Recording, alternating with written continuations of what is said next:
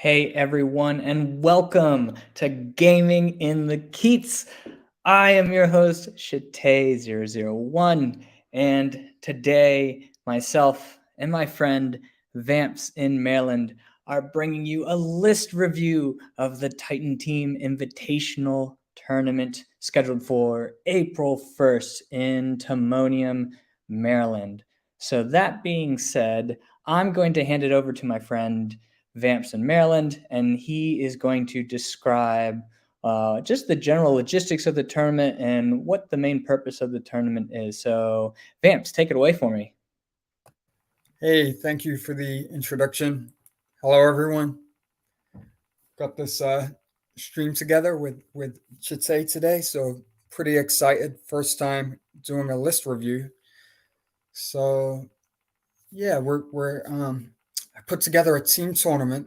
This is in the Baltimore, Maryland area of the United States, Mid-Atlantic region, and really, I think we've never had an event. I don't know if there was ever an event like this for a different game system, but this is a one of a kind event. It's following the um, 4-man ETC team tournament format.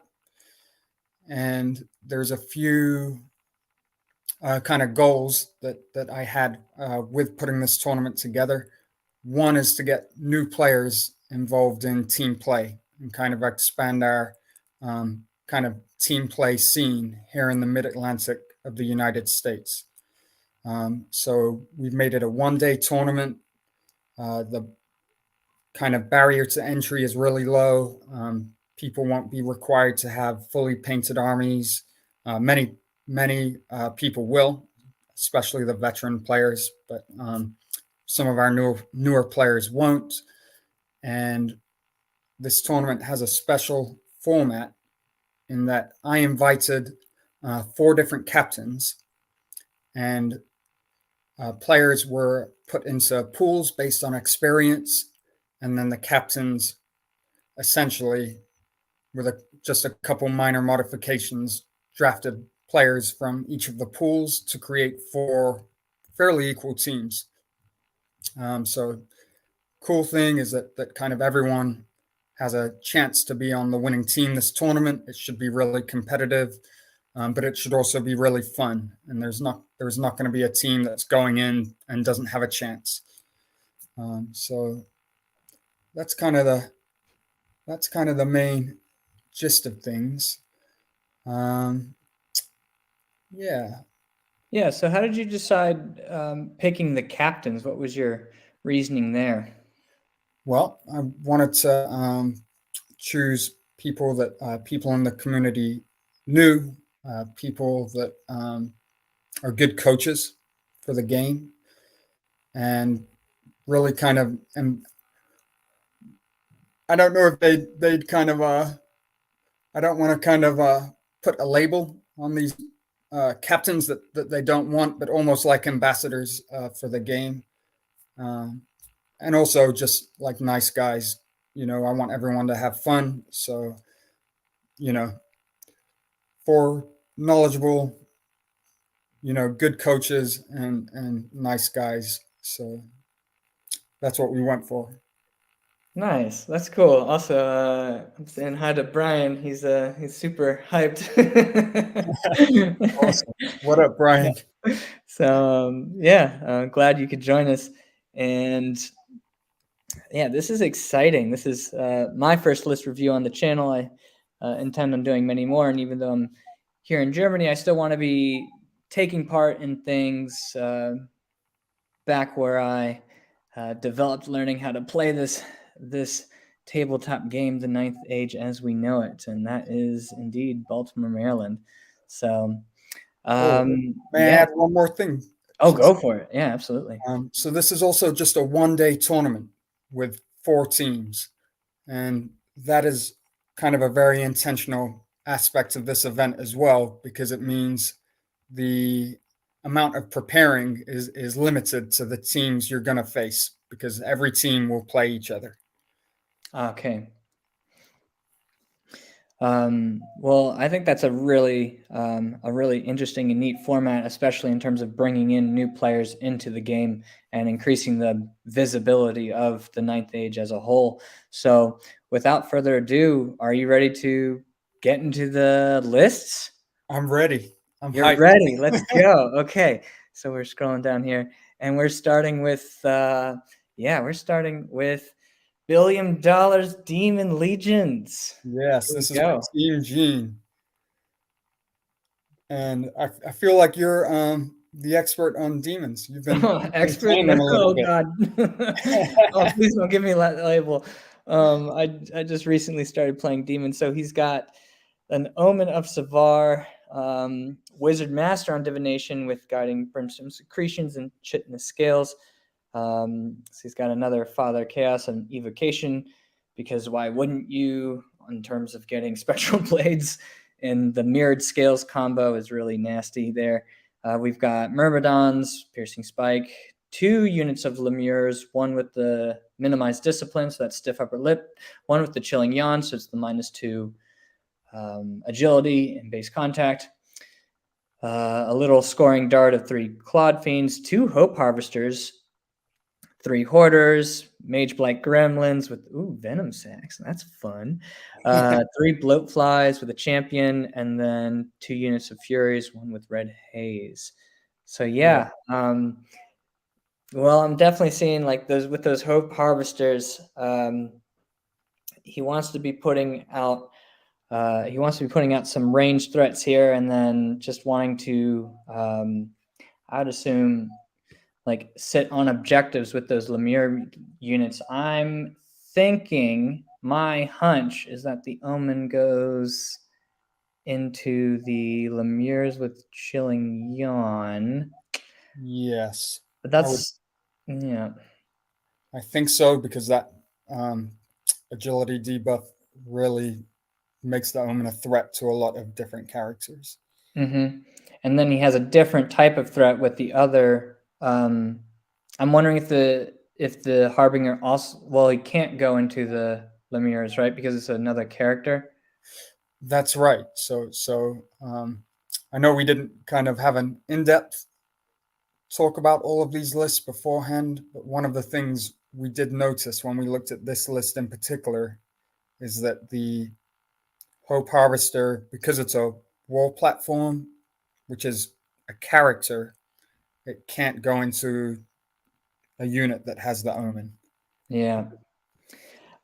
Yeah. So, that's I find that interesting that the Omen, that the Warp, I guess they can't go into that unit. So now that means that one's going into the other Lemure unit and the other.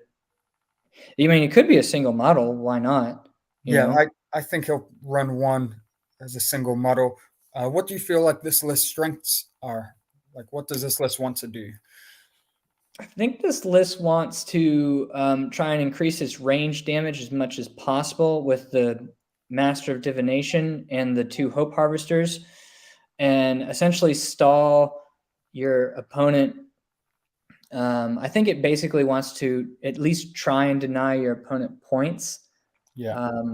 Maybe take some bad matchups here and there. But it's nice because you still have that really fast unit of Clawed Fiends. So that unit, I think, is really good at scoring, say, like Breakthrough, or grabbing an objective really quickly and then running off with it. So, like a So Spoils, good for amount of example. scoring. Yeah, good amount of scoring.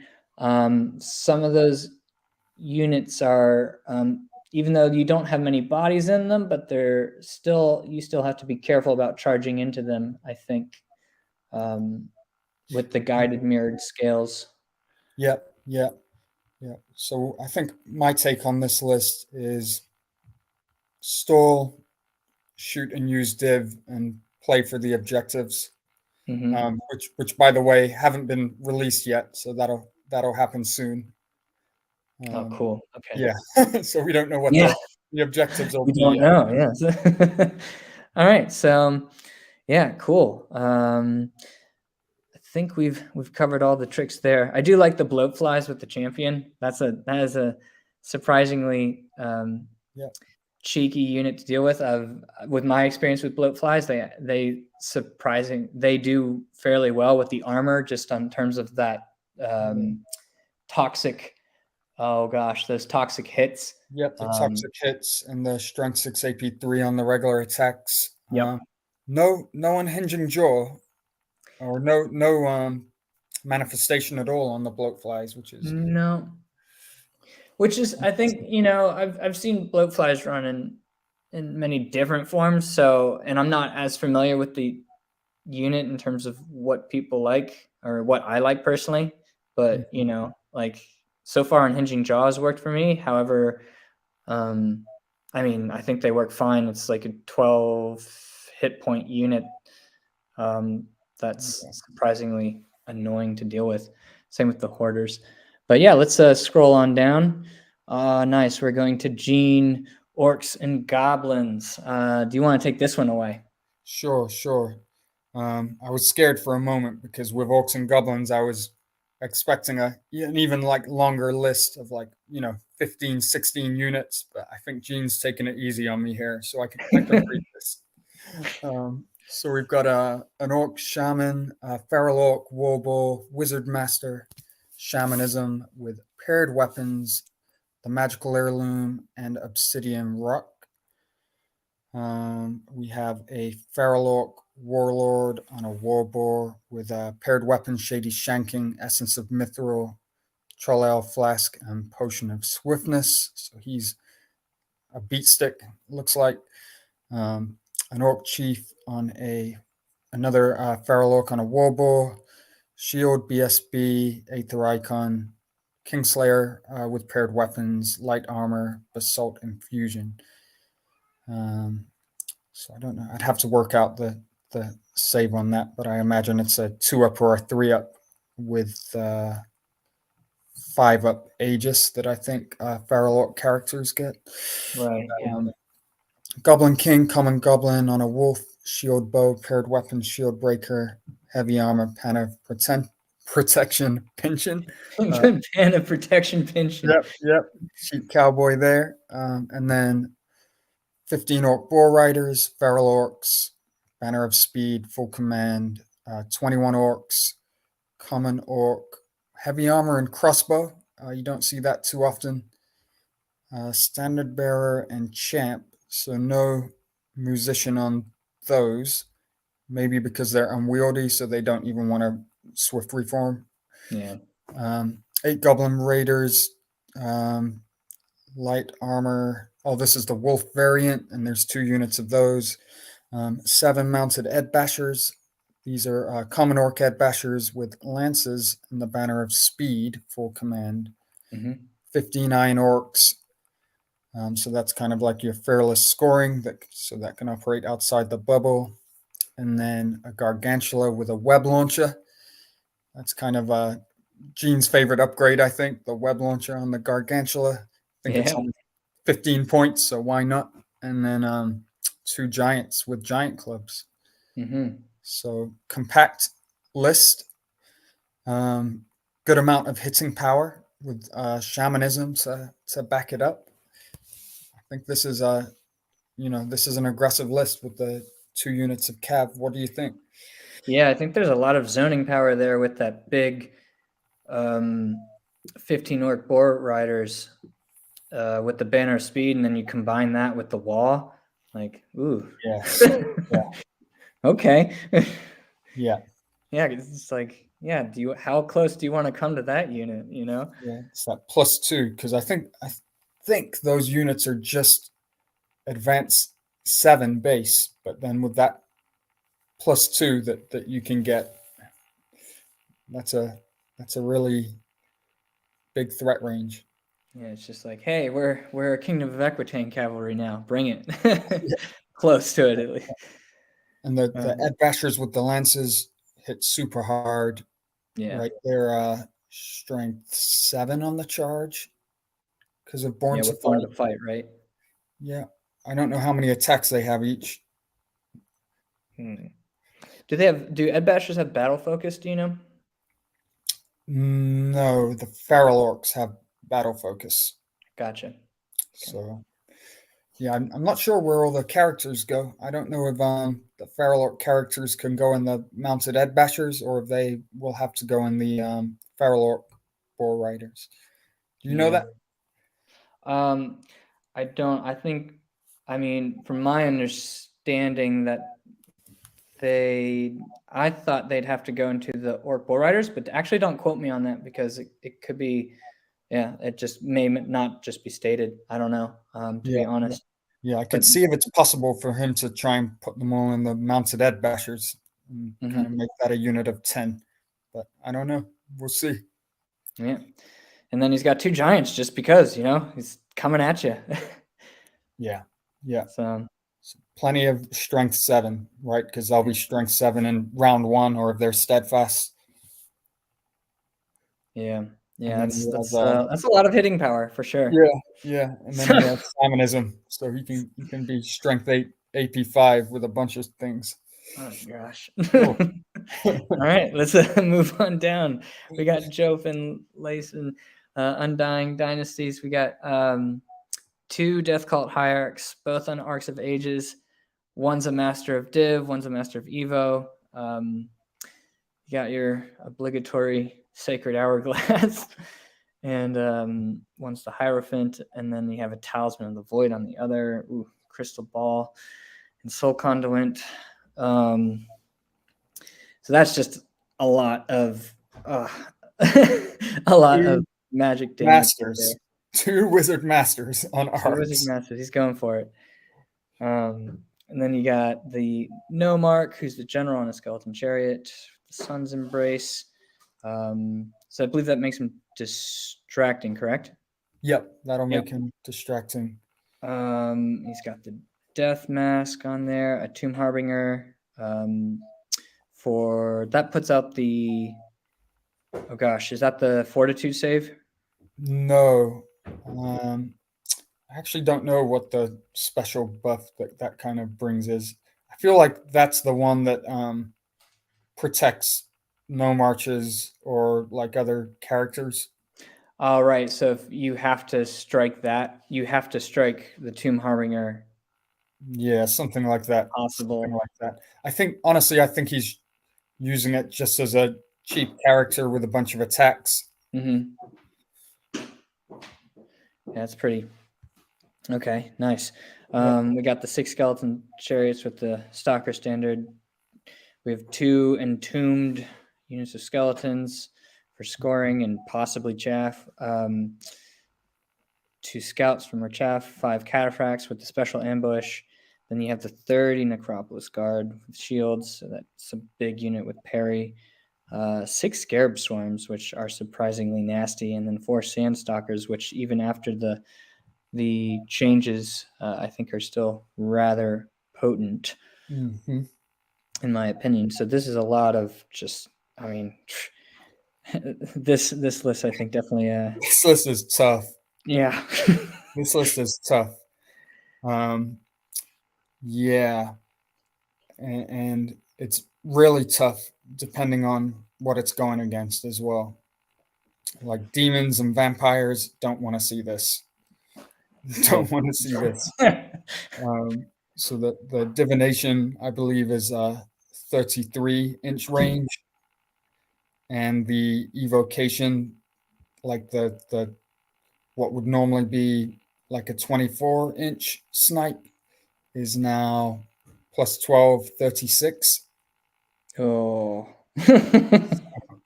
It's absolutely disgusting. that's mean. Yeah, it's really mean. Looking at the list, he's got the 30 Necropolis Guard with just shields, so the parry variant, which makes me think one of his arcs is going to go in that unit, Mm-hmm. and I think the Harbinger that we talked about is probably going to go in that unit. So Right, so you give them can't snipe out that arc. Yeah. give them some attack volume, and I think it's just another character that might also be making the unit stubborn as well. Okay. Yeah. I think I would assume that the evocation one goes in that unit because you want to. I mean, you definitely want the div missiles out of combat, in my opinion. Right. Yeah, Right. that would be Yeah. my assumption. Yeah. He could still cast Evo from combat if he wanted, but yeah, it might be matchup dependent actually, which one he Sure. throws in there.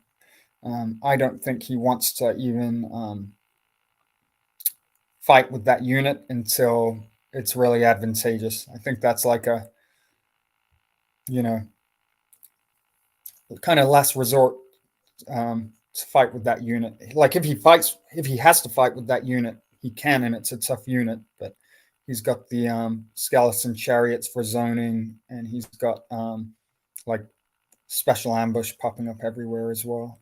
Right.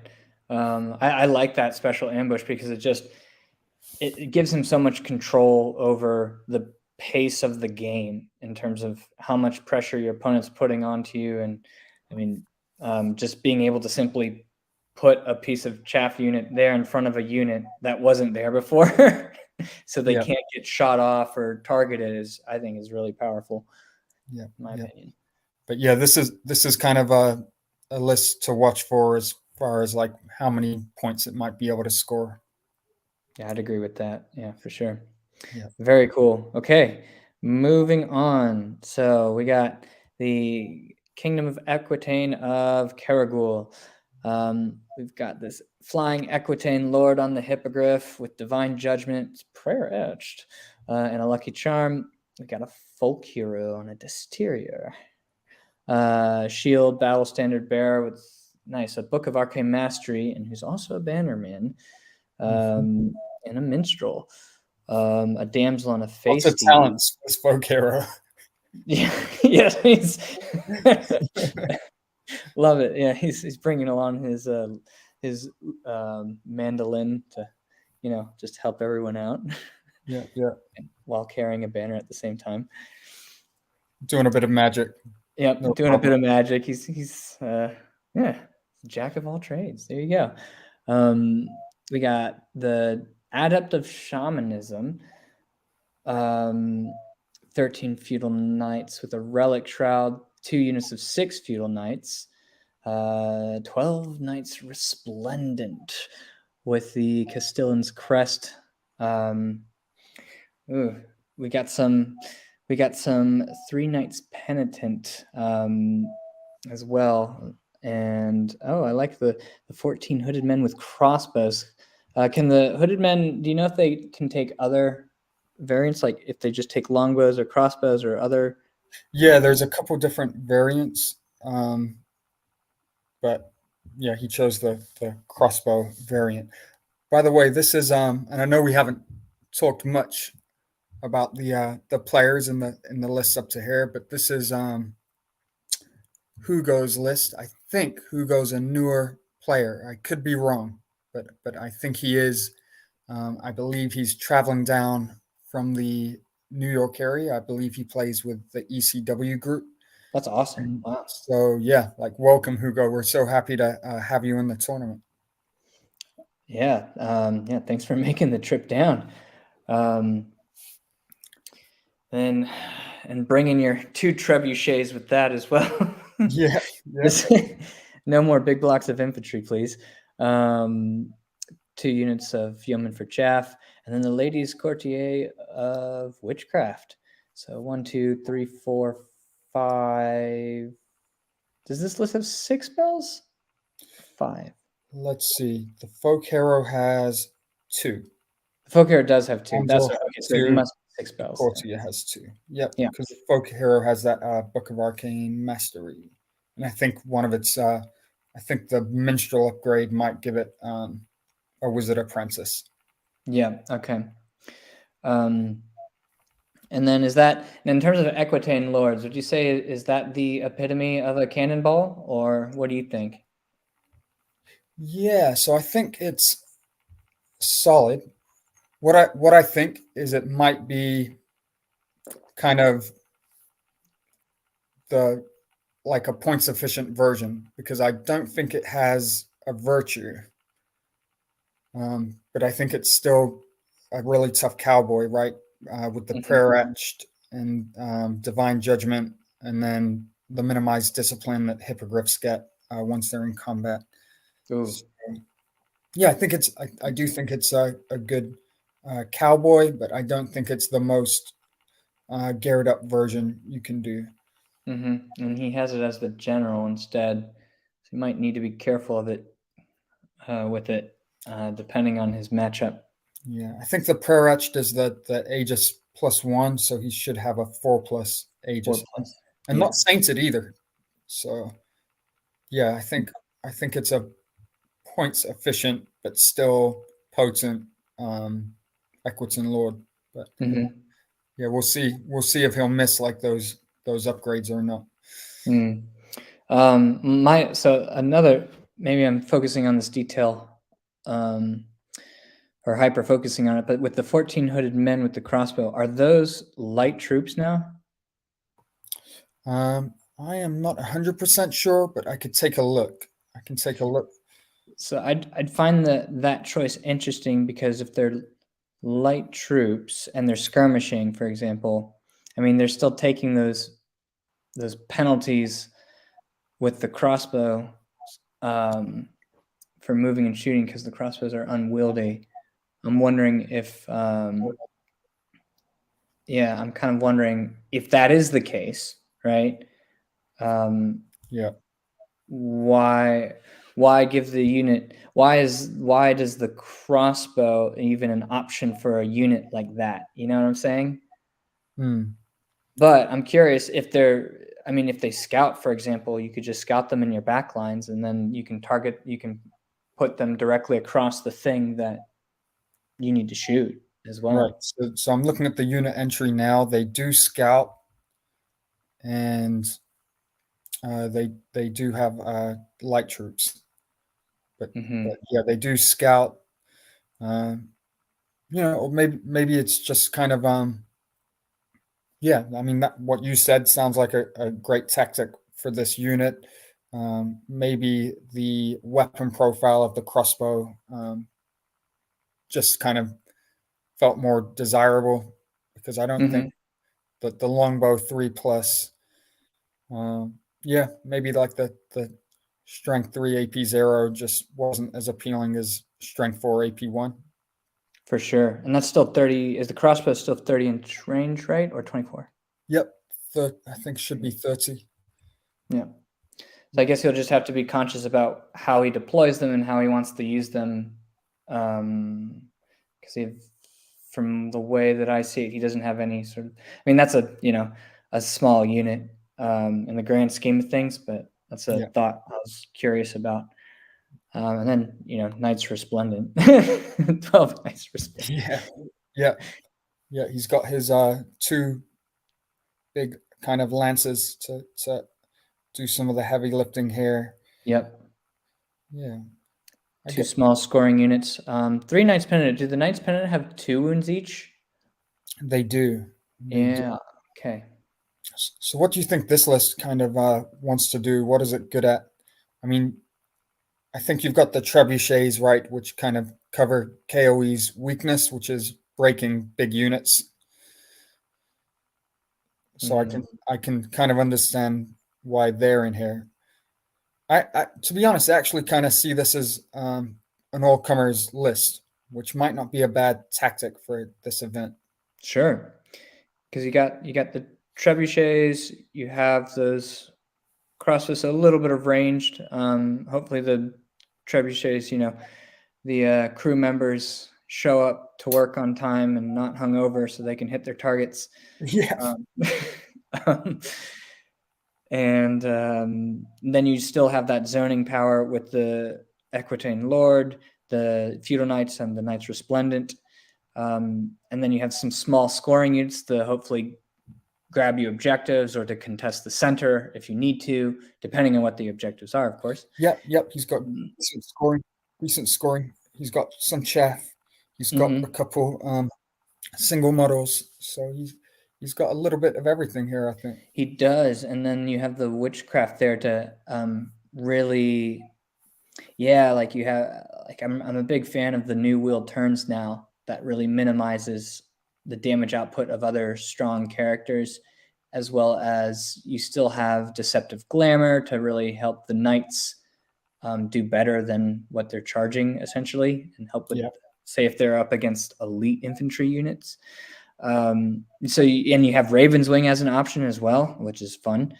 Yeah, And absolutely. shamanism helps with those combats. Which is I appreciate the shamanism here, because I feel like normally you would see druidism. Yeah. But just for that, again, that healing purpose and healing the Equitane Lord, if you need to, or healing your really expensive knights.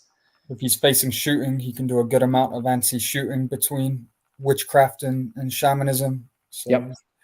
he's, it's not, I would say this list is not likely to just kind of come forward and destroy you, but it looks like he's got a little bit of something for everything. Yeah. I'm curious to see how it does. Welcome again, Caragul, and again, coming down from New York. Way to go, bud. Thank you a bunch. And we're moving. So that was, okay, so to sum that up, that was basically the captain here is Team Gene. Yeah, So Gene is the captain. So we got $1 billion. So demons, orcs, Undying Dynasties, and Kingdom of Aquitaine. Best of luck, y'all. Yep. All right, moving down to Team Phil. We got the Executioner of Cain, also an Undying Dynasties, and we got another double Death Cult Hierarch, Arc of Ages. Except this one, we have a Master of Div and then only an Adept of Evo. We have the Pharaoh now, who's the general on a skeleton chariot with the Jackal's Blessing, as well as the Godslayer, great weapon. So, was that multiple wounds 2 against Aegis? Yeah, it's either 2 or D3. I think it's 2. I think it is 2. But you can always correct us if we're wrong in the comments, everyone. Yeah. The Jackal's Blessing, does that make him distracting? I can't remember. No, so that is just assuming that every Undying Dynasties. Yeah. Just they're all the characters are just distracting. Yeah. No, what that actually is it's gonna give him Fortitude 5+ and +2 HP. +2 HP. That's what it was. Okay. Then we got the Tomb Architects. So this is the one that gives out the Fortitude. Yes. Right, on the Amut, which is, I think that's pretty cool. So he's just going to go into that 6-unit Tomb Cataphracts with a Musician. Got, again, Skeleton Chariots with speed this time instead of Stalker standard. 2 units of Entombed Skeletons, because awesome. Another unit of Scouts. And then we have 3 Tomb Reapers with Halberds and a Battle Sphinx. Yeah. How do you think this list compares to the Team Gene and Joftin Layson's list?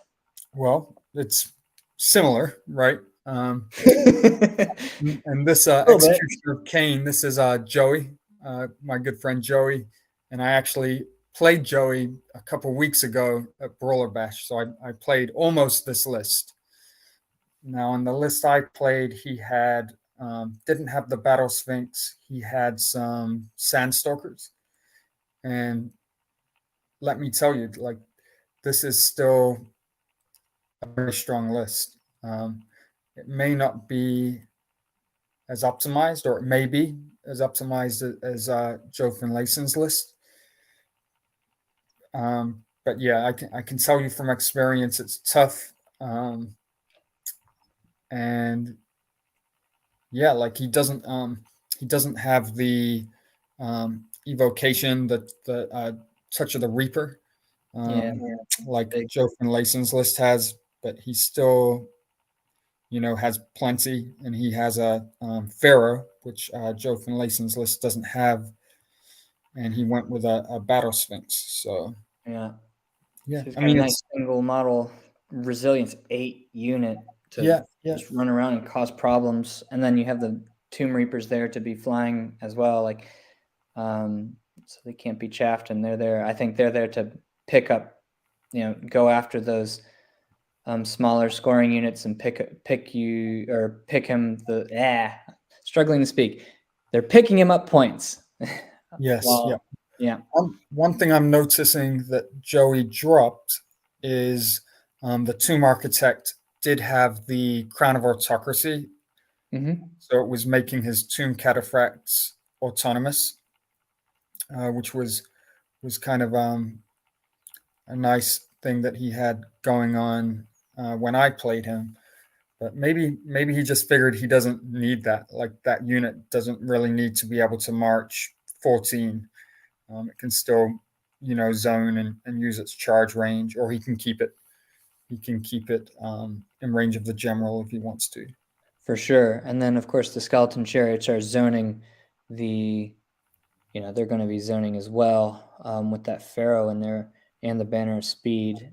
And so it's going to be, unless you have those fast single models like, say, a vanguarding Varkalak, Right. to try and go after those hierarchs, that chariot unit is just going to theoretically should be protecting those hierarchs.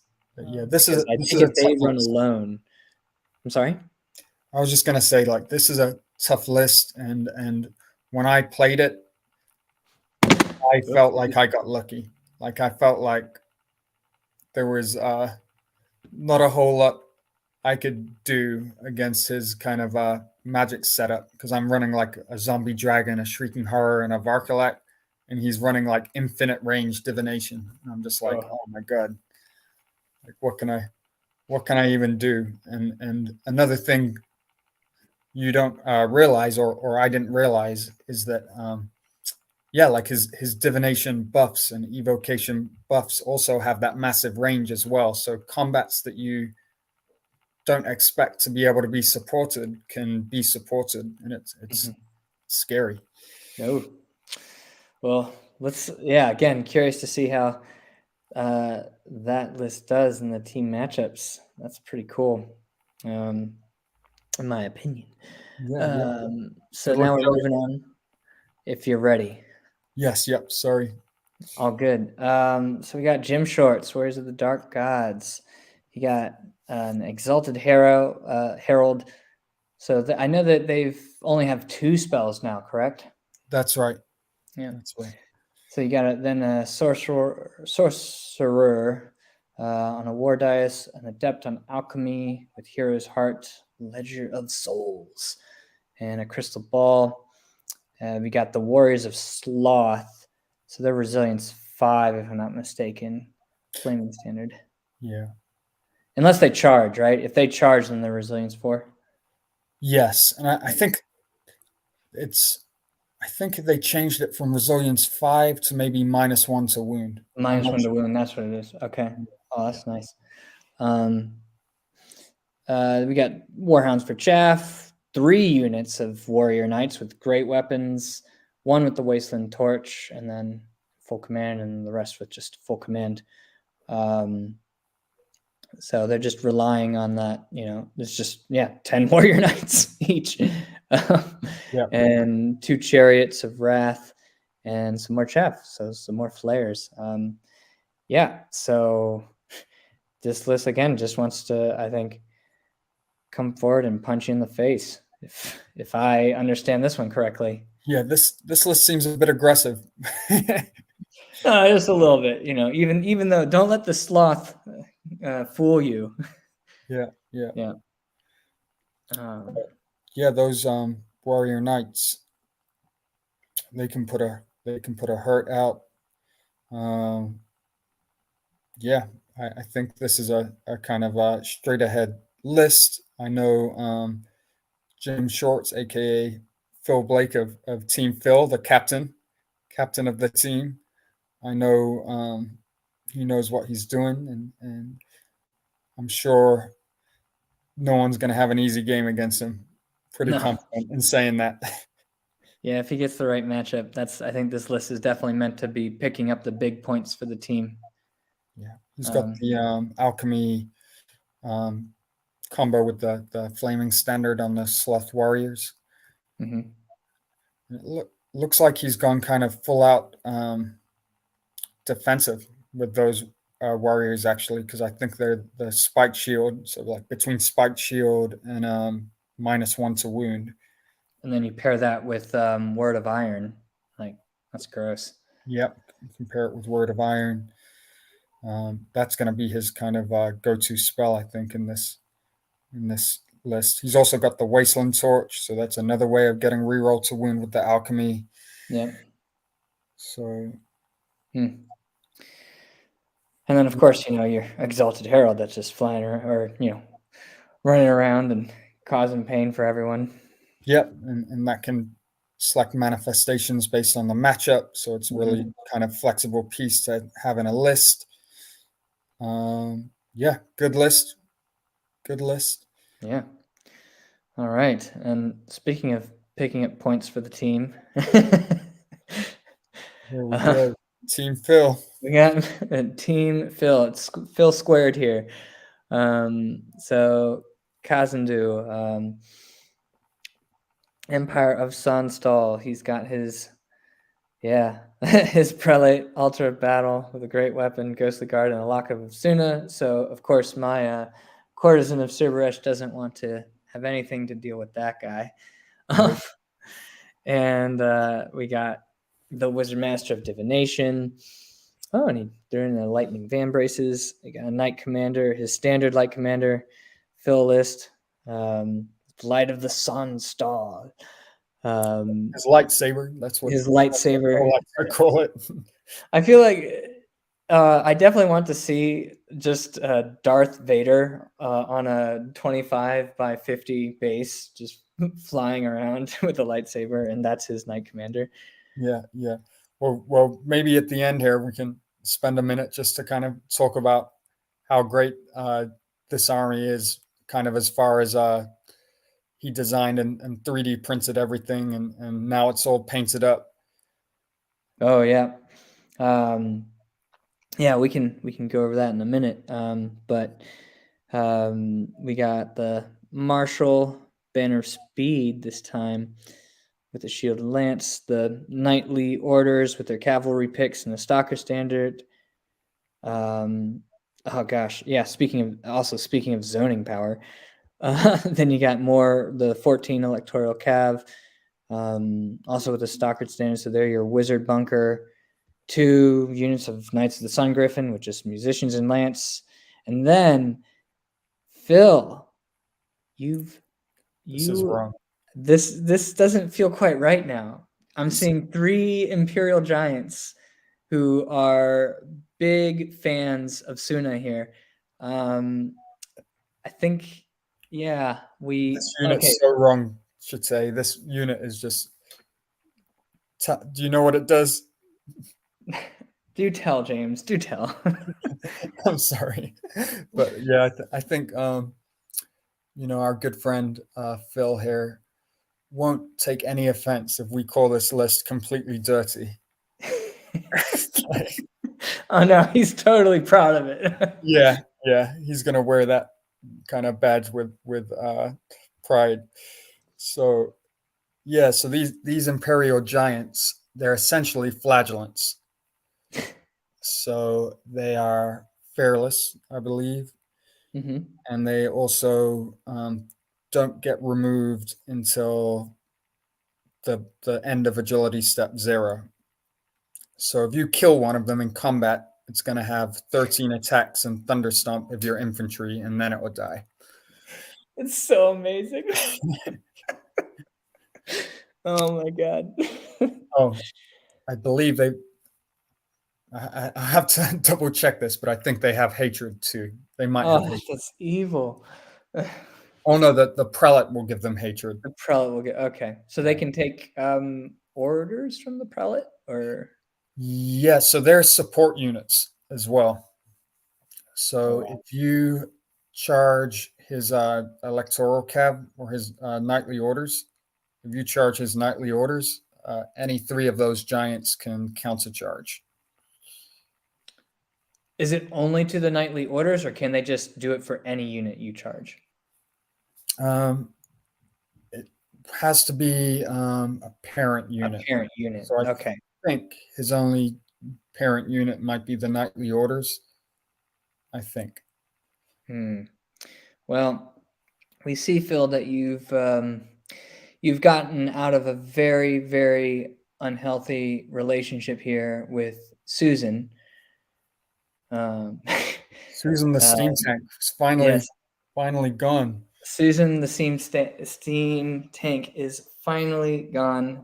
Yeah, we talked to the rules team and we kind of had an intervention and said, okay, we have a good friend here who's just incredibly codependent on Susan, and we just really want to help him out as best as we can.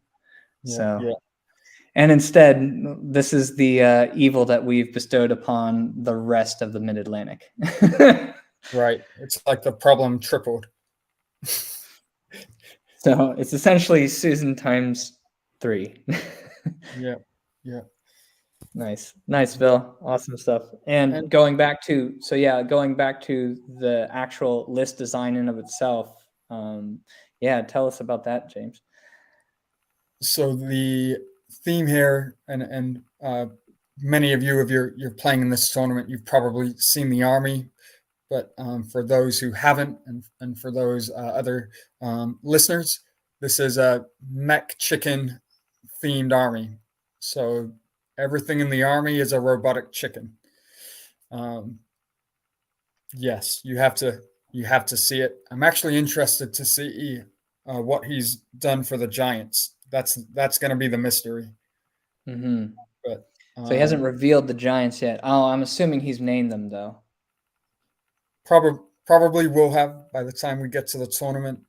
But honestly, just a fantastic army, super creative. I believe he created the 3D files in Blender, and then of course has printed them and now painted them, and they look fantastic. So yeah, shout out Phil, job well done with this army.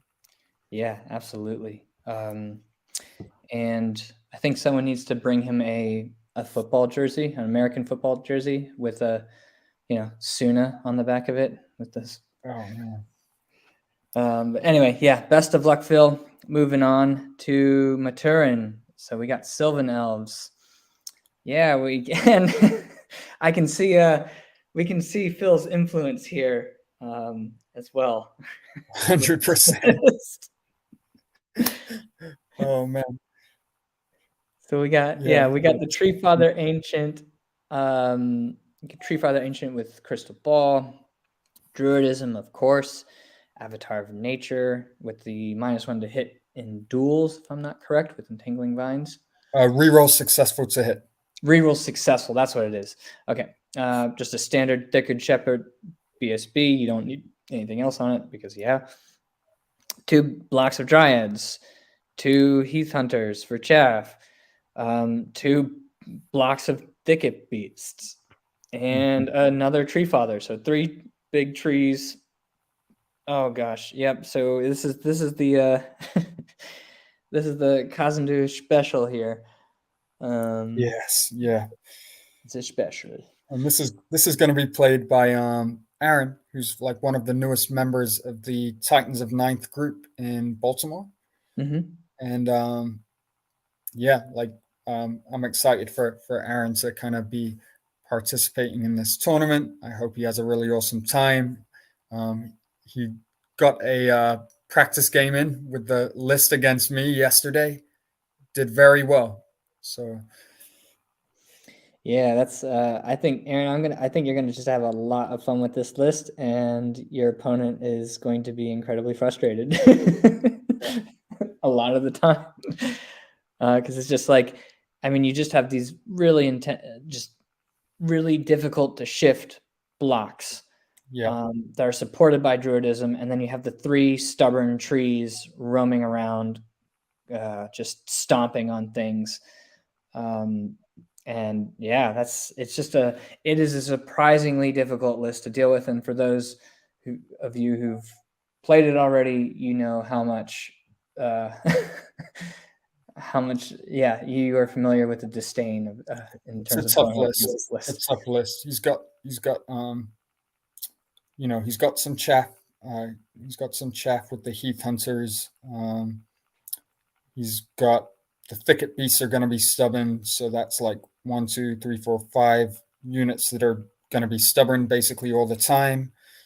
And then the Dryads, even, depending on what they're fighting, they're going to be steadfast. They're certainly not easy to chew through with Res 4 and a 5+, and Druidism backing them up if they're in an important combat.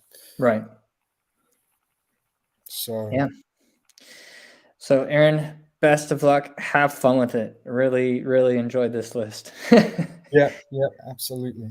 So that is, I believe, yeah. So that's the total of Team Phil. You think this team has a chance? Yeah, I'd I wouldn't count them out. No. Depends, their captain is Phil Blake, correct? Yes, yeah. Phil Blake's the captain. He's the captain. So I don't know if Phil Carl was at the helm, then I don't, then I think it's a toss up. But now we know that Phil Blake is captaining it. Phil Blake's gonna, keep the ship headed in the right direction. He's gonna keep everything running smoothly. Yeah. Of course, we're just having fun with Phil Carr. He's just an absolute blast to play against. And he's just a good friend of ours, so we're just showing him some love. All right, moving on. Team Sir MC. Yes. So we got double Exalted Herald, and then do you want to go through this one? Yeah, I'll go through this one. So this is a C-Max list from the Green Dragons, and starting off with what you said: 2 Exalted Heralds, also a Chosen Lord with Spiked Shield that is enchanted with Dusk Forged, Hell Forged Armor with Thrice Forged, Hand Weapon with Symbol of Slaughter, Lightning Vambraces, and Lust. Then he's got 25 Warriors, Paired Weapons, and Lust, Zealot's Banner. They've got a full command. 10 Warriors of Pride with the icon of the Infinite. That's a full command unit as well. 10 Warrior Knights, Great Weapons, Sloth, Wasteland Torch. We've seen that unit in another list. 5 Chosen with Great Weapons and Wrath. A Helmor. Cool points for that. And 5 Flayers with Shield and Bows. So I've got I think I've got a couple things to say about this list, but what about you, Chite? Take it away with kind of your observations on this one. Well, let's see.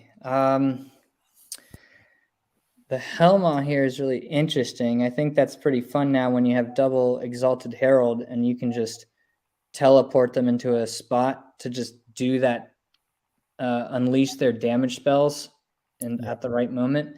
However, now with the change to Grave Calls and the range difference, so now it's not as necessary. Like you can have the option to just keep one of those heralds back, whichever one has Grave Calls, So that's interesting. So you got those range damage threats there. Super flexible with the double Exalted Herald. Yeah, super flexible. He can also teleport. Hey, he could teleport, for example, the knights somewhere, or the small scoring unit of warriors, again, to grab an objective if he needs to. I think the new Helmor, I think he can literally teleport any unit. So that means you can also just send that 5 unit of Chosen, and still five Chosen is, that's still a lot of attacks coming out of that unit. And it's a small unit footprint, so he can fit them, I think, pretty well, if I'm not correctly. Yeah, that's right, because he can run them like 3 in the front, 2 behind. And they have extra support 3 now, correct? Yeah, that's what they had. But now with they had their own version of that rule that did that, and now it was streamlined. Streamlined rule. Yeah. Yeah, that's let's see. The thing that I'm okay, well, no, his magic's coming from the Herald, so 1, 2, 3, 4, 5 spells. So it's all damage spells, pretty much, if I'm not correct. Yeah, he can take. I think there's a couple different spells he can take. Like he can take Rot Within on the Herald. He might be able to take Smite depending on which manifestations he takes. He can take one of the manifestations gives you Breath of Corruption, which can be a ranged or combat spell. He's also got the Icon of the Infinite as well, so that's another hereditary. Ah, right. That's the Hellfire. Yep. Yep. So he's got decent flexibility with kind of 4 spells that the heralds can choose from, and then 2 bound spells. You said you had some thoughts on this one, in terms of, is it more than the flexibility there on spells, or what are you thinking? Yeah, I just think it's a versatile list, and it's just very between the heralds, which have great lateral and vertical movement, and the Helma teleporting things wherever. This list can kind of has a chance to surround you and just kind of be everywhere you don't want it to be. So I think it's a good list. I like it. The Chosen Lord build's cool as well. It'll be interesting to see if that unit with the Chosen Lord, we'll see a lot of combats over the 3 games. Sure. Probably the more the better from Chris's perspective. So yeah, good luck, Chris. Yeah. I guess my last question. So that 25 unit warrior question with paired weapons, that's just, and the Zealot Spanner. So that's just, I'm assuming, an 8 wide unit with a lot of attacks. Yeah. I don't know if he'll run it 8 wide, but whether he does or not, it is going to have a lot of attacks. Yeah. yeah. You don't need it necessarily 8 wide, but guaranteed lots of attacks. Even just the Chosen Lord, which is going to go into that unit, is going to have what I think the Symbol of Slaughter gives +2 attacks, maybe. So that character alone has 7 attacks. Ooh. Yeah. All right. And I like, the nice Dust Forged on the spike shield, just for that extra. Yep. Those extra hits back. Yeah. Extra hits back. And the Symbol of Slaughter, I believe, makes your opponent hit you with a +1. So he's getting hit more, and he's spike shielding them, like 1-up rerollable spike shield. Yep. Ooh. Mean. All right. Nice. Good luck.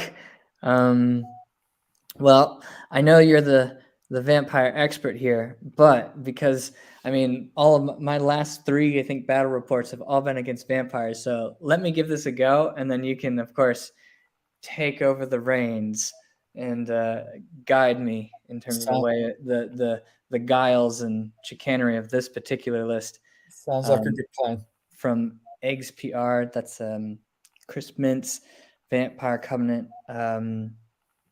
We got the Vampire Count on a Zombie Dragon, Apprentice of Occultism with Halberd Cleansing Light, the MR2 with Obsidian Rock, Nosferatu, and Mesmerizing Gaze. So that means he can challenge out those characters and essentially force any character to, you have to accept the challenge against the vampire, if I'm not correct.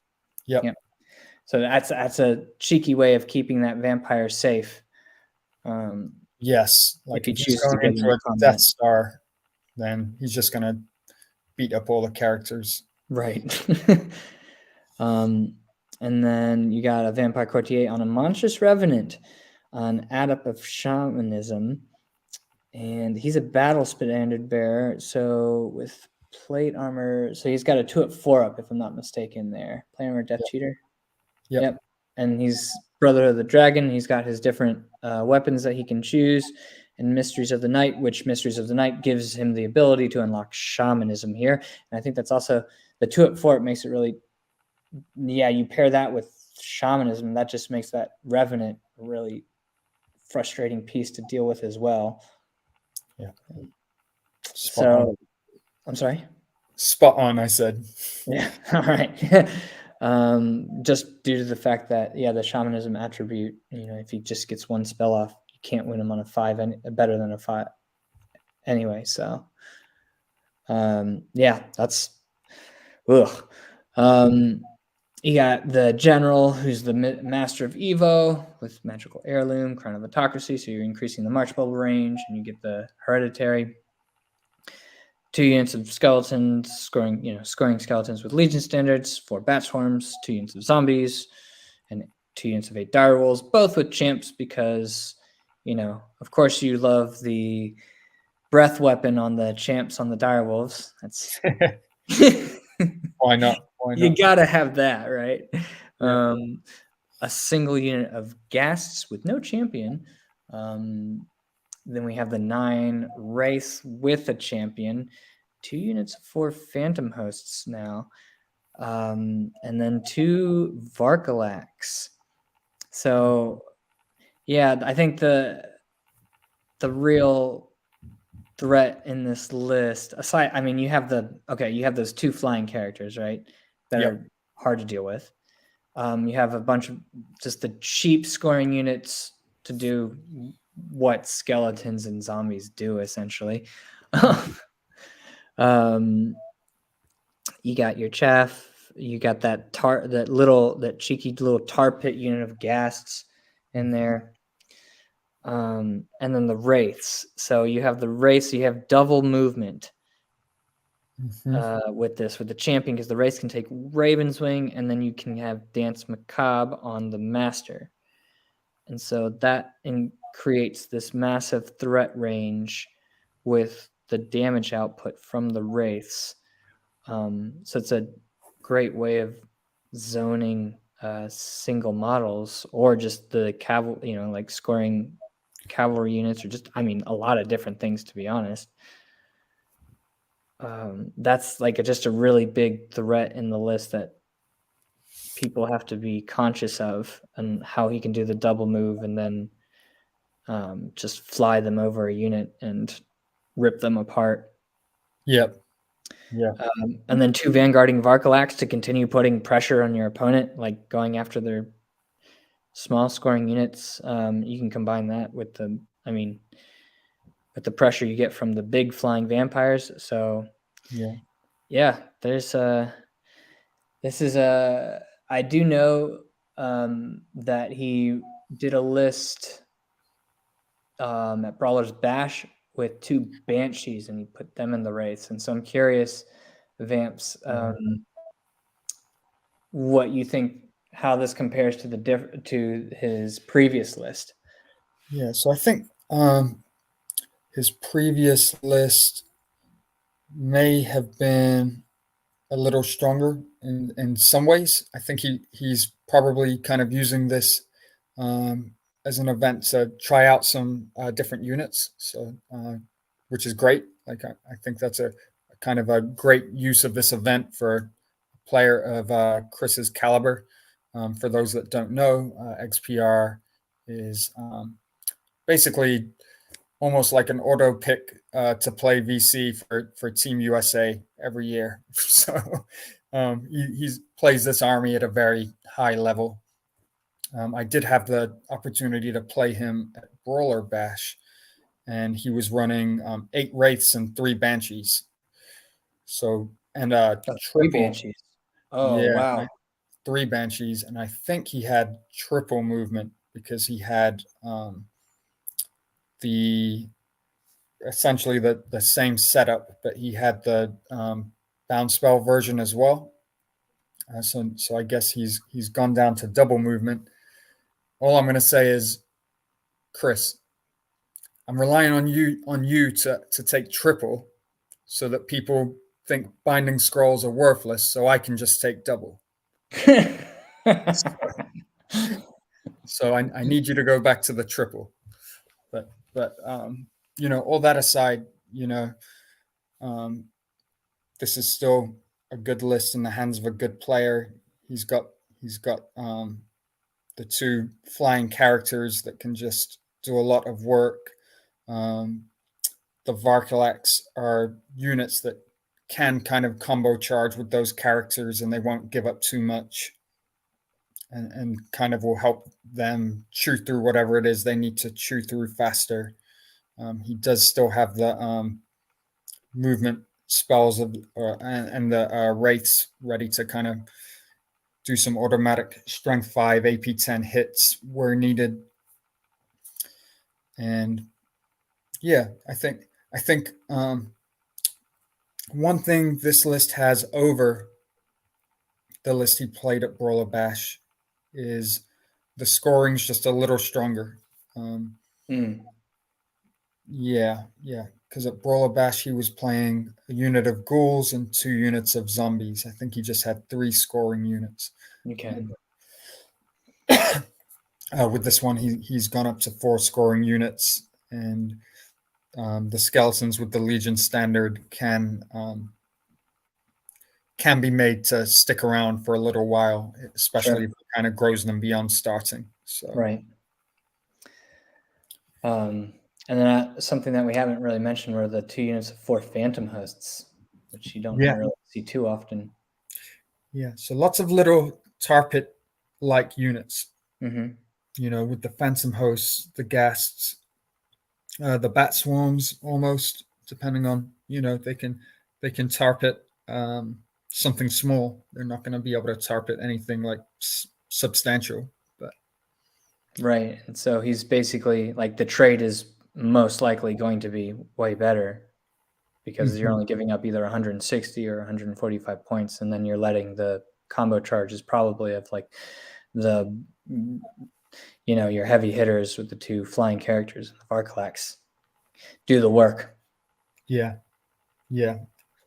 He's just holding you up while he uses magic and very mobile characters to do a lot of work. All right. Well, nice one. No Shrieking Horror. No Shrieking Horror. I'm curious to see if he ends up missing the Shrieking Horror or feels like this list it does what he needs to do, I think he will probably end up missing the Shrieking Horror. But I'm happy that he's giving Varkalax a go. I know he's been pretty down on Varkalax. But I hope they do well for him. Nice. All right. Well, best of luck. So, all right. So now we've got the captain, Sir MC. All of a sudden, I've got a headache. Can you take this one? Yeah. I'll do my best with dwarves here. Oh gosh. Oh, dwarves. Okay, so we got the king, general, 2 runes of iron, hand weapon, rune of destruction, and 2 runes of might, rune of shielding. So this guy, he smashes you in the face and is hard to kill, if I'm not correct, right? Yeah. King smashes you in the face, hard to kill. Sounds right. Yeah, sounds basically right. Yeah, there you go. We got Thane on shield breakers with the battle standard. We have 2 runes of lightning and the dragon's breath. So that's just a lot of close combat damage just coming from him. Like all those hits just coming out of that character alone is pretty rough. And then we have a rune of shielding and the hold stone and a single battle rune as well. So whatever unit he's in there, they're going to be stubborn. Or excuse me, not stubborn. Is it steadfast? Which one? The hold stone, the Thane. Oh yeah, the hold stone. I think that makes him stubborn. Okay. Yeah. But I think that even if he dies, they're stubborn until the end of that combat, right? Yes, that's right. Yeah. So then we got a runic smith, rune of iron, rune of harnessing. You might have unfortunately I'm not as familiar with some of these runes, so you're gonna have to help me out here. And then 3 more battle runes. So we got 4 battle runes at the moment. Then you of course have a rune of denial on the engineer, and the engineer is of course going to be helping out those field artillery units or the marksman. Yeah. And then, Do you want me to help with the runes for the runic smith? yeah, so Rune of Arm, of course, it gives him more of the iron it increases the save.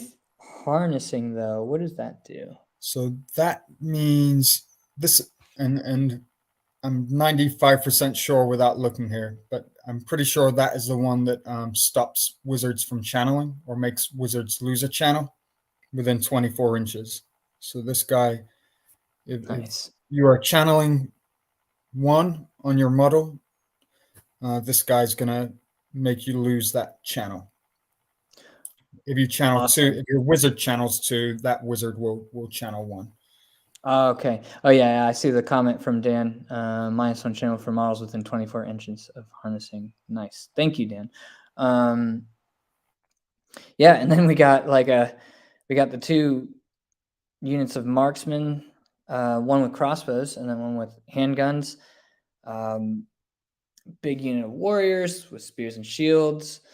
2 units of deep watch.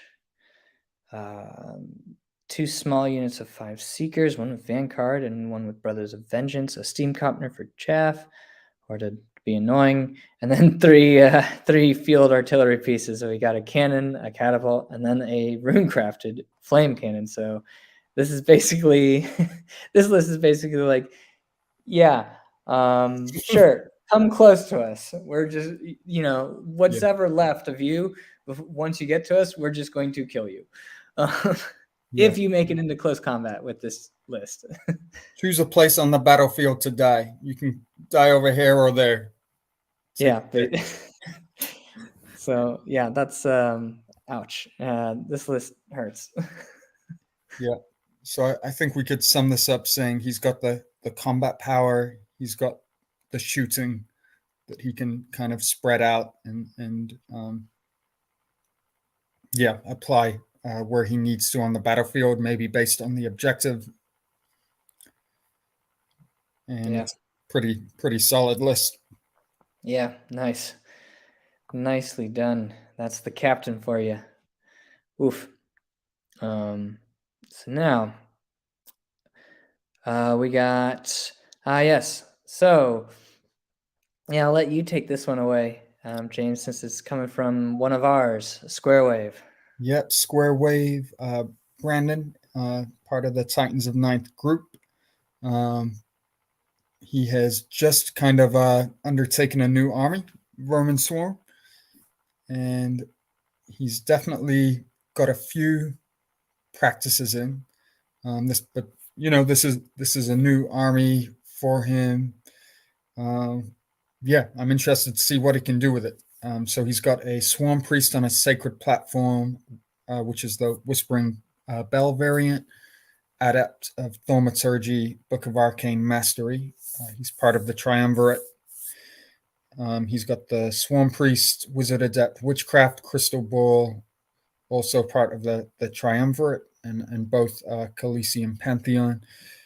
Vermin Senator on a Senatorial Litter with the Storm Rocket Pistol, Binding Scroll, Cowl of the Apostate, which is going to make him part of the Triumvirate, and that's the General. 3 Duskblade Assassins, 40 Black Fur with Flaming Standard on the Eagle Standard. 45 Vermin Legionnaires with Spares, also with an Eagle Standard and full command. What else has he got here? 20 V-Lights with Slings. Champion Standard Bearer with an Eagle Standard. 45 Slaves, 2 units of those. 9 Thetis Brutes with a champ. 10 Giant Rats, Doomspark Device. 4 Experimental Weapon Teams with Rotary Guns. 3 Experimental Weapons Teams with Deep Fire Throwers. 10 Ignifier Grenadiers. And a Rakachet Mouse Rifle. So that's Yeah. Brandon's list. We don't see something we're missing here is we don't see the Praetorians in there. No, so that's a I think that's an upgrade on the black fur, right? That gives them a great weapon and gives them bodyguard, maybe.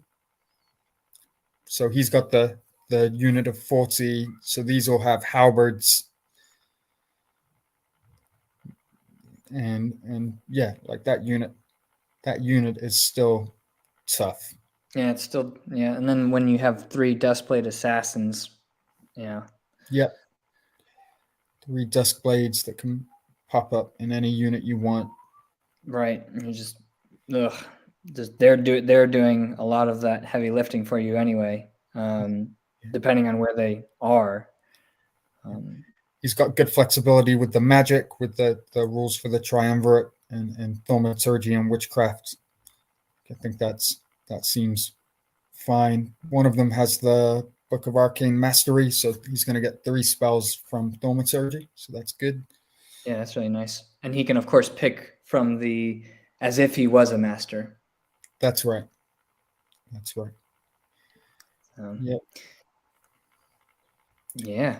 Nice, Brandon. Yeah, I think this is a kind of like an all-comers type of vermin swarm list. It's not. I mean, maybe since the update, you can't really do as much shooting, but he's not neglected the shooting. He's still got some, a good amount of shooting in the list, and he's got a mix with the combat threats as well. So seems like he's got a little bit of everything. Nice. Well, best of luck. Do Titans proud. Yeah, wishing you a lot of luck with this, Brandon. Yeah, you seem to be doing okay with it when I checked in on a recent practice game. So yeah, good luck. All right. Now we're on to Team Stottle. Cool. So let's see. We got orcs and goblins.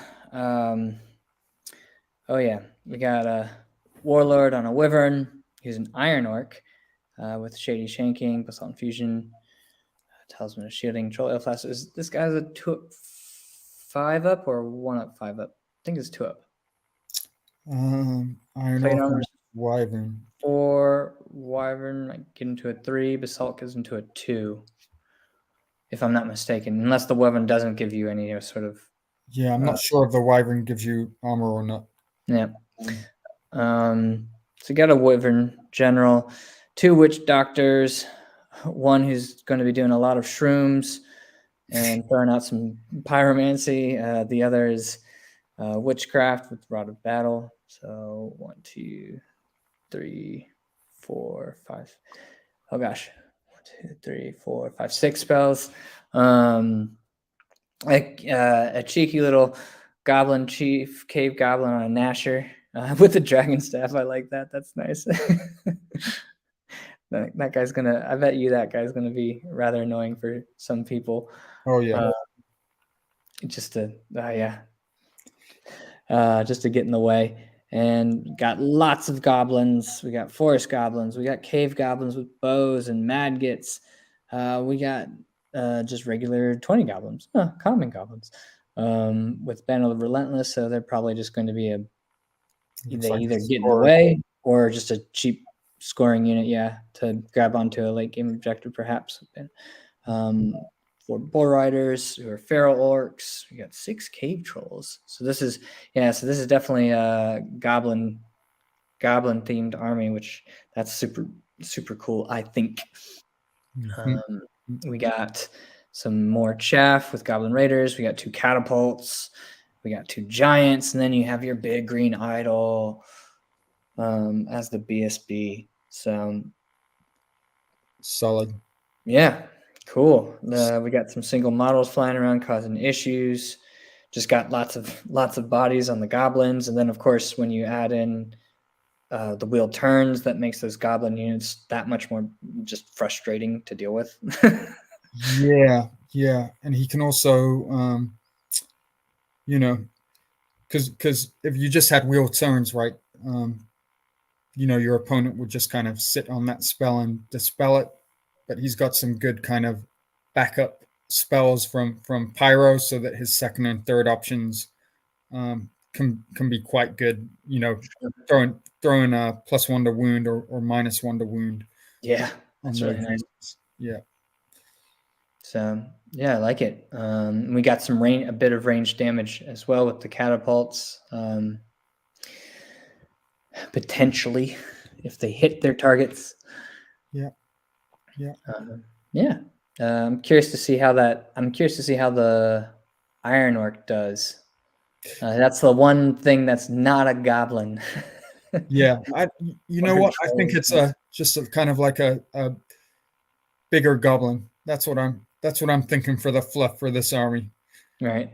He's put on an orc costume and just flying around pretending he's just robbed an orc, stolen some armor. Somehow the wyvern didn't eat him. Yeah. Nice, cool stuff.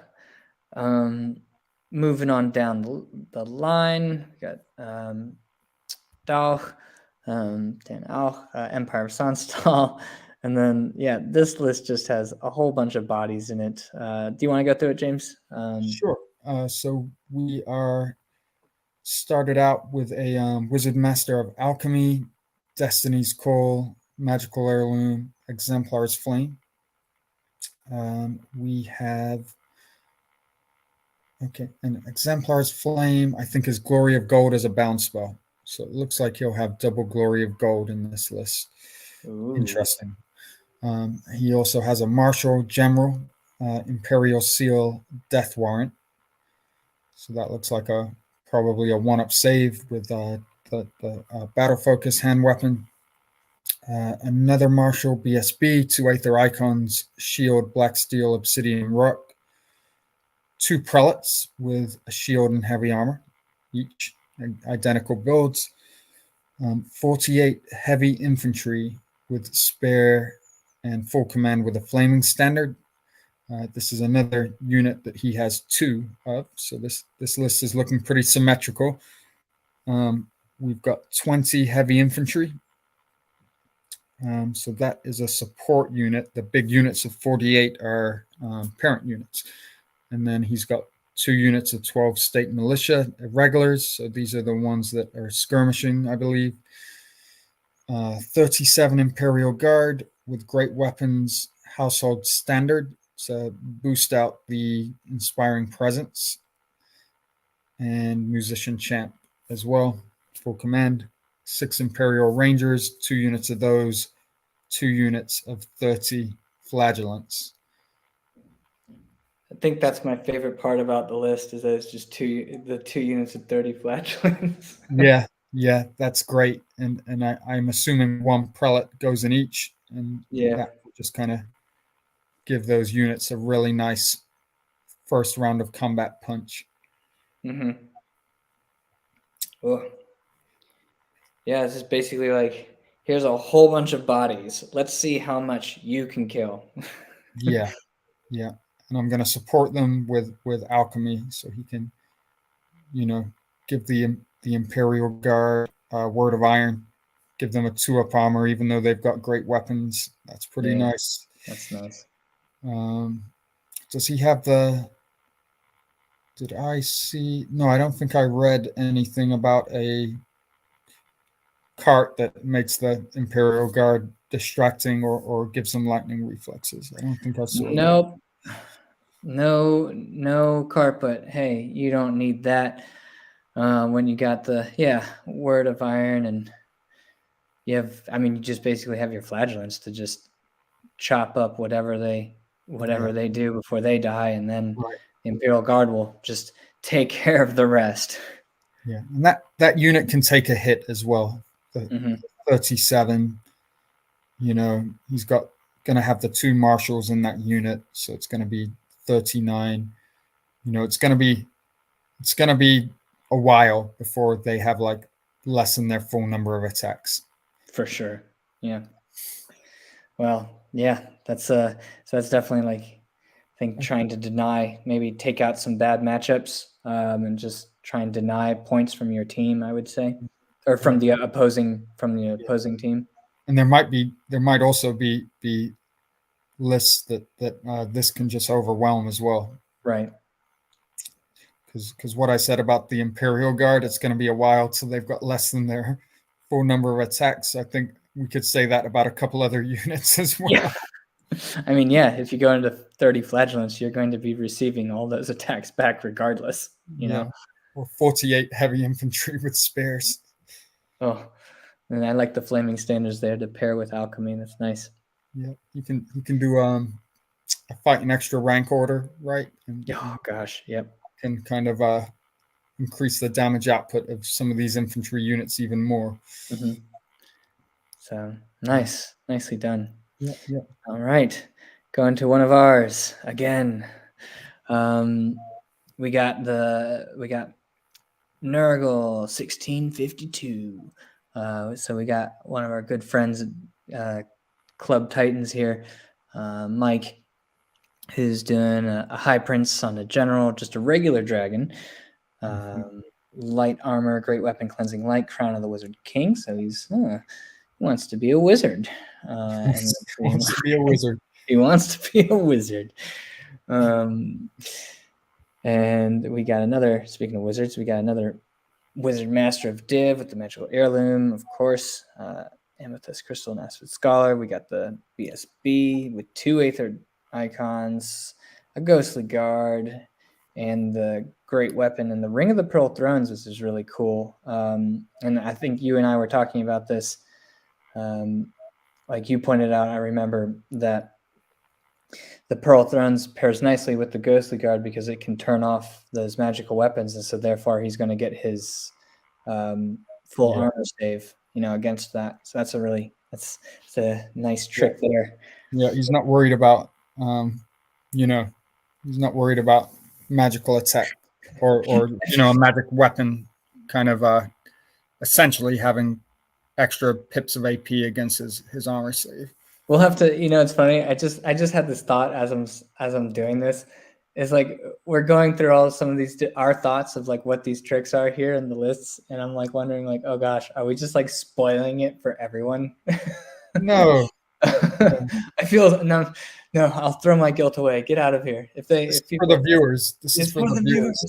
These guys playing already know this stuff. Yeah, they're practicing. They should be. They're prepping for these. Matter of fact, they know more than us anyway, right? So, indeed, yeah, I'm not even in the same country. Right. So anyway, guilt aside, we got 30 citizen spears with a Warbender of Rima, which is interesting. 20 archers, 2 units of 5 reavers for chaff, 27 line guard, nice with the flaming standard. 6 Ryman Knights with the Banner of Discipline, so they're going to be holding down. They're just going to be zoning. I'd assume they're zoning, say, a weak flank, and so they just don't get panicked off. Yeah. We got a Lion Chariot and an Initiate of the Fiery Heart. So I'm just curious about the Initiate. Can he choose before the game which one he's taking, is say Alchemy or Pyro, or is that a decision he? So I think it changed with the latest update. At first, it was either an Adept of Pyro or Alchemy. Now it chooses 2 spells from a list of 4, like a Conclave. I see. Okay, gotcha. Nice. So he's got some choices there. And while you kind of run through other bits about the list, I'll take a look at what they are. Well, I think the Warband of Rima on the spears is interesting because I think it's interesting because you're now making that unit advance 6 and strength 4 when they charge, but then my question is, well, wouldn't you normally want your spear unit to get charged to get that extra AP? But maybe he's wanting to help use them a bit more, or wanting to use them a bit more aggressively. Yeah, maybe. Or it's just a nice little deterrent. Yeah. Does he have a character that goes in there? I wouldn't think so. I think so personally, I think the commander would want to go in the Lion Guard. That would be my guess. Mm-hmm. Yeah, So I because they're think, bodyguard, aren't they? yeah. So I think they're just there. The spears are just there to be a big unit of spears. Mm-hmm. Have Mm-hmm. double fight and extra rank, if I'm not mistaken. Yes, they do. They've got Yeah. one more instance for kind of their special rule. Mm-hmm. Then Um, you gotta, you can't leave home without a dragon. So, no, and he's got two. And the initiate of the fiery heart, the spells it can choose from are Cloak of Cinders, Glory of Gold, Pyroclastic Flow, and Silver Spike. ooh, So oh, one Cloak of kind of Cinders. combat affecting spell and one missile from Yeah, nice. I like that. each of Pyro and Alchemy. And then you got a Master of Div anyway, so you still have a lot. You still have more ranged and more combat potential. So he's got just a good list of support and range spells. Agree. Agree. Um, two flying dragons going around. Even the initiates aren't that great in combat. It's still a dragon with a breath weapon and a stomp. Mm-hmm. And a lion chariot. That's fun. Lion Chariot's nice. He has the flaming banner on the Lion Guard, so that can combo well if he takes any alchemy spells. For sure. Yeah. Yeah, Nice, Mike. Well, best of luck. solid list, Mike. I'm wishing you a good time and some good luck in these games. All right. Now we're going to the captain himself, Ryan Stottle. He went to Vampire Covenant again. That's Went fun. for Vamps. Do you want me to take this one away? Yeah, I'll let you take the Vamps one this time now. Okay, lovely, lovely. So this is a triple monstrous revenant list, and back in the day, Ryan's run this before. So this one starts out with a courtier and a monstrous revenant, wizard apprentice, evocation, shield, BSB, plate armor with death cheater, paired weapons, great weapon, lance, halberd, brotherhood of the dragon, unbreakable will. So all of these three courtiers on revenants are going to be brotherhood of the dragon for the plate armor upgrade and the weapon master. The next one is an apprentice with shield, plate armor again, basalt infusion, bunch of weapons, talisman of shielding, and eternal duelist. And the third is an apprentice, this time of occultism, with dusk forged on the shield, plate armor, ghostly guard, bunch of weapons again, Brotherhood of the Dragon, Monster Hunter. So there's some nice things about each of these builds. His character section is rounded out by a courtier general who's a Strigoi flying horror and has a great weapon and Kingslayer. Mm. So that's an interesting choice on the general. Um, down to the non-character sections, it's 40 ghouls, champion musician. Ghouls can play music again. 41 zombies, standard bearer musician. So, between those two core units, they've just about got full command. 8 dire wolves with a champ, 2 units of 2 bat swarms, 5 barrow knights, musician and champ, 2 units of 2 great bats, 5 spectral hunters with the champion upgrade, so that gives them wizard conclave, 2 Varkalax, 3 vampire knights with a standard and a champ. Mm. So yeah, Yeah, this list is pretty cool. it is. I just love that his entire character section is just flying characters. Yeah, It's flying awesome. characters, 2 Varks, and the spectral hunters, so more great lateral movement outside of the character section. So we saw that with Chris Mintz's list, even though the lists are different. Kind of one common theme in them is kind of really good amount of lateral movement between 5 or 6 units. Right. And all those units are putting pressure on your opponent as well. And I mean, you can't chaff the courtiers. Yeah, that's right. It's not any lateral movement, but it's lateral movement on things that hurt you when they hit. Right. And courtiers, pretty nice. I'm still deciding which BSB I like better out of the version Ryan and Chris have come up with. Let's see. Like, there's so much text in the character section. I'm trying to find which one's the BSB. Top, very top. Very top is the BSB. Okay, there he is. Okay, of Evo. Yeah, I do like the Unbreakable Will here because he's the BSB. That's pretty cool. Yeah, I like that. And I would assume that aside from the occultism one, that the 2 Evo ones are just going to take heals, right? Like, yeah, actually, I think that all his characters are pretty likely to take Arise, and then he's going to have 2 non-Arise spells on the Spectral Hunters. Like he's got, he can take Whispers and Perception of Strength on that unit. So that's kind of 2 spells that have redundancy with each other that gives him, a viable combat buff. And then you do got to be careful if he chooses to take Ravenswing. I mean, you're Ravenswinging these. There's so many different options to be concerned about when he's casting the Ravenswing. It's just wow. Yeah, I don't think he will take it unless he's just, having fun. having fun, which I hope he does. I'm pretty sure he is coming here to have fun with this list. Oh yeah. What else is notable here? Well, you know what? I think he'll take 1 Breath of Corruption on the occultism guys. 1 Breath of Corruption, 3 Arises. I agree with that. There's so many single models and champions that you can just put it,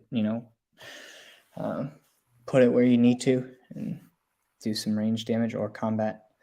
Yeah. I'm curious to see what his flying horror does. I really want that flying horror to do well. Yeah. You know what? There might be some games where that model just kind of sits in the ghouls and gives them like a good amount more AP and kind of makes that unit a real kind of zoning threat and keeps his army marching as well, because without that guy, if that guy flies off, nothing's marching. He doesn't have a dark coach anywhere, or a crown of autocracy. Right. Yeah, good list. I think the 3 Brotherhood of the Dragon monstrous revenants, right? They've all got good armor saves, so they're not caring about like some of the divination that we've seen in some of the lists, which is quite good. He might have picked a good time to bring this list out. Nice, Ryan. Well, best of luck, captain of Team Stottle. And that is the conclusion, actually. That's the last list for us. So, James, if I was to ask you, what is your personal just favorite list out of this whole conglomeration of lists? Which one do you like the best? Wow. Well, complete bias because it's VC and also the last list we've seen. I do like Ryan's list. Give us a scroll up so I can just have a little look at more the others. Mm-hmm. Dan, I do like Dan's list. Oh wow. Brandon's list also got a lot of him, and Dan just have a lot of guys. Right. Yeah, that's a lot. Then You got two really punchy lists here with Phil, with double, Phil squared. Yeah. And yeah, they're going to punch through. This list is just going to be super hard to deal with. And then you got the double Arc of Aegis. I mean, wow. So you really like really like Ryan's. Yeah, I'm gonna choose Ryan's as my favorite list. Let's see. It's so hard to choose, everyone. So hard. It's so After hard. this, we gotta do kind of favorite team. I think for like, if I were just to kind of be choosing the most powerful list, maybe that one you're on might have a chance. Yeah, I think my favorite so far, I've landed on Joe Finlayson's just with the. I love the ambushing units. I love the magic prowess that can reach out and touch you anywhere. Well, not anywhere, but like just yeah. Reach out and really mess you up. You can't. It's hard to sit back. And yeah, that's tough to deal with. I think There's a lot of good lists here, right? Like I don't look at. There's no list where I'm like, why did they do that? Like what is this person doing? Like every list is solid and seems like it has things that are gonna help it compete and kind of help it, um, like different advantages. So I guess it's going to be up to the captains to kind of pair into the matchups that their list can be most successful in. for sure. And yeah, I mean, of course, if there was a list that we were really concerned about, we'd express it in a very diplomatic. I'd just be curious in terms of to hear people's thoughts in their list making process. That's really all where I'm at this point, because I mean, I am not an expert in the slightest, but I think it was really cool to go through everyone and to really pick them apart and try and understand them as best as we can. And I'm wishing everyone, of course, the best of luck. And then Vamps, thank you so much for doing this with me. Thank you for having me on the channel. Really appreciate it. Just to echo what you said, good luck to everyone. Everyone's bringing some really cool stuff. All these lists look great, and I'm looking forward to kind of throwing down. This is just 6 days away now. All right. Well, with that being said, thanks everyone for watching. This has been Gaming in the Keats. And until next time, see you later. Ciao, y'all. Like and subscribe. Come on. Like and subscribe. All right. Thanks. Thank you.